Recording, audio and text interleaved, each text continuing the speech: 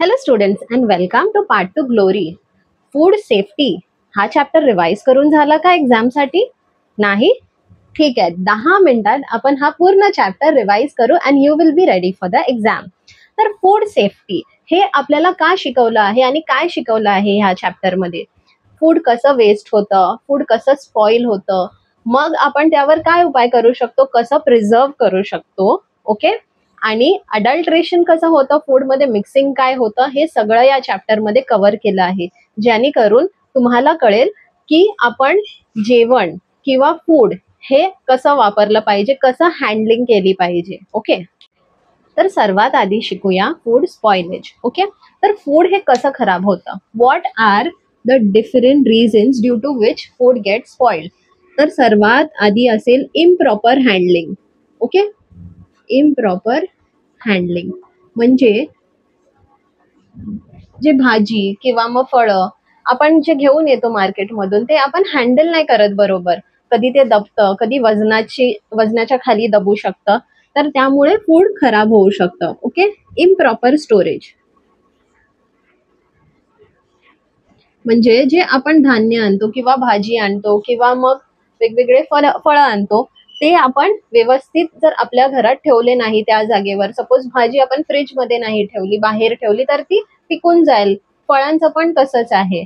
किंवा मग जर धान्य आहे, जर तुम्ही ते हवेशीर ठेवलात किंवा त्याची जी बॅग आहे ती एअरटाईट नाही ठेवली, ती उघडी ठेवली, तर ते खराब होऊन जातात, त्याला बुरशी लागू शकते, okay. So that is improper storage, okay.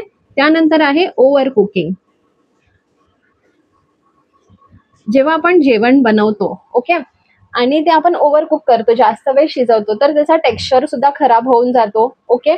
आणि त्याची टेस्ट पण आणि त्याची न्यूट्रिएंट्स पण, त्यामुळे सुद्धा फूड स्पॉइल होऊ शकतं. तर सर्वात आधी शिकूया food spoilage, okay.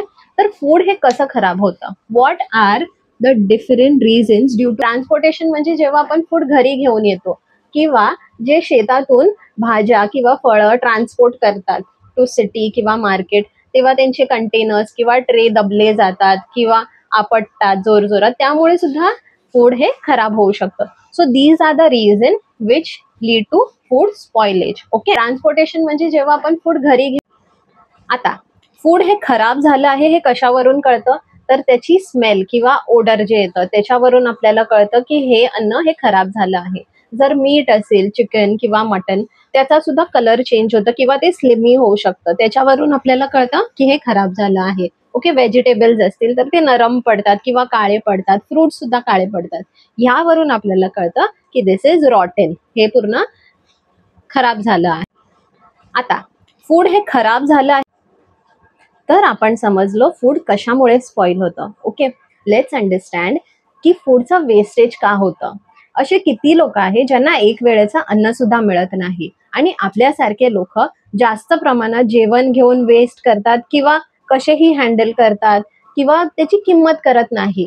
So let's understand quantitative wastage, जे आपण कशा प्रकारे अवॉइड सुद्धा करू शकतो. First is hand sowing. Hand sowing म्हणजे जे खेती करतात, जे शेती करतात, त्याच्यामध्ये जे बीज पेरतात, ओके, ते हाताने करतात, त्यामुळे ते व्यवस्थित होत नाही, त्याच्यात पण खूप अन्न वाया जातो, ओके. नेक्स्ट इज इनएडिक्वेट थ्रेशिंग, म्हणजे जे निवडतात, ओके. आता पेरणी केली आणि जेव्हा त्याचं जे उपजाव आलं किंवा जे दाणे काढले, ओके, तर त्याच्या सकट साली सुद्धा येतात, तर ते निवडून बाजूला काढले पाहिजे. जर साली आणि दाणे एकत्र असतील तर ते लगेच खराब होऊ शकतं, okay. So that also causes wastage.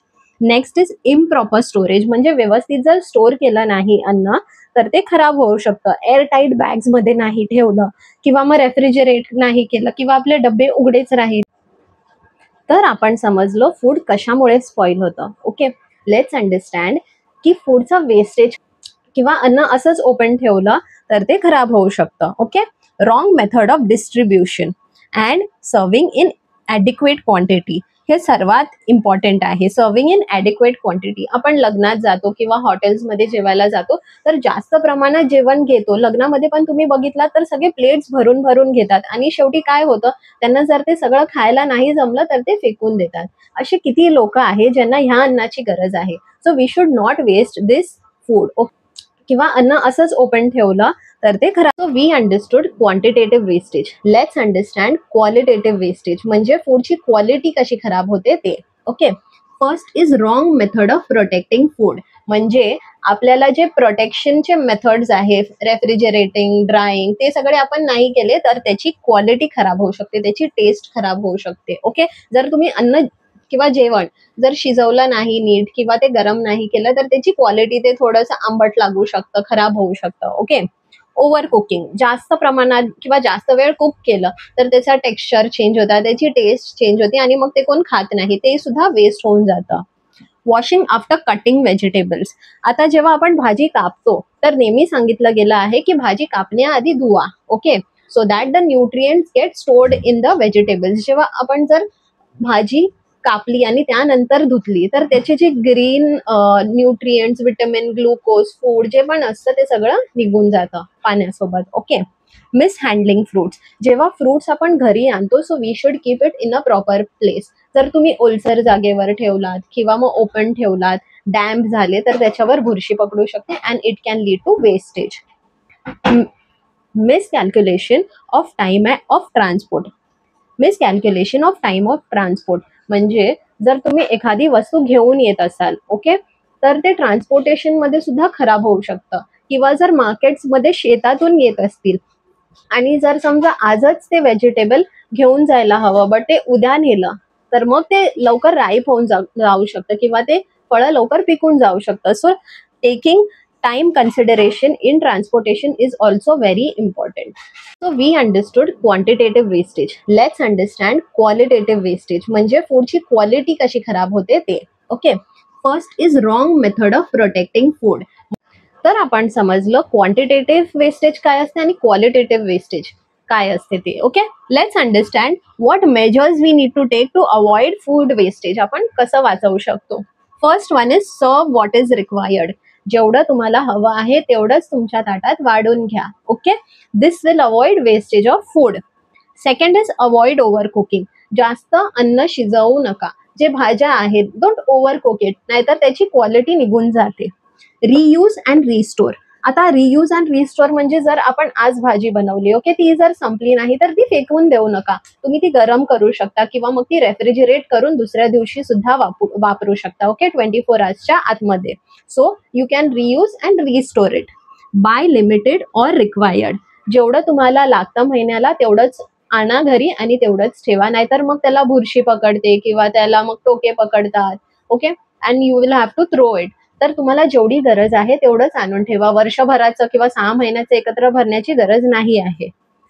Store grains and perishable food. म्हणजे जे ग्रेन्स आहेत, जे कडधान्य आहेत किंवा पेरिशेबल फूड्स म्हणजे फळं किंवा भाज्या जे खराब होऊ शकतात 2-3 दिवसामध्ये, ते व्यवस्थित तुम्ही स्टोअर करा, रेफ्रिजरेट करा किंवा एअरटाईट डब्यांमध्ये बंद करून ठेवा, जेणेकरून त्याची न्यूट्रिएंट्स पण नाही जाणार आणि त्याला काही किडे सुद्धा नाही लागणार किंवा ते खराब नाही होणार. Okay, check expiry dates. जेव्हा तुम्ही काहीतरी विकत घेऊन येता बाहेरून तर त्याचे डेट्स चेक करत जावा, कारण कधी कधी म्हणजे एक्सपायर झालेले किंवा एक्सपायर होणारे प्रॉडक्ट जर.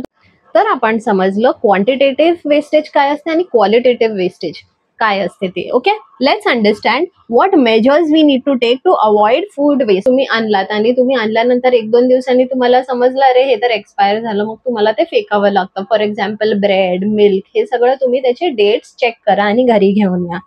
Eat all that is served. तुम्ही जेवढं सुद्धा घेतलं आहे ते सगळं खावा. ओके, काहीच वेस्ट करू नका, काहीच फेकू नका. So these are the measures in which you can avoid wastage of food.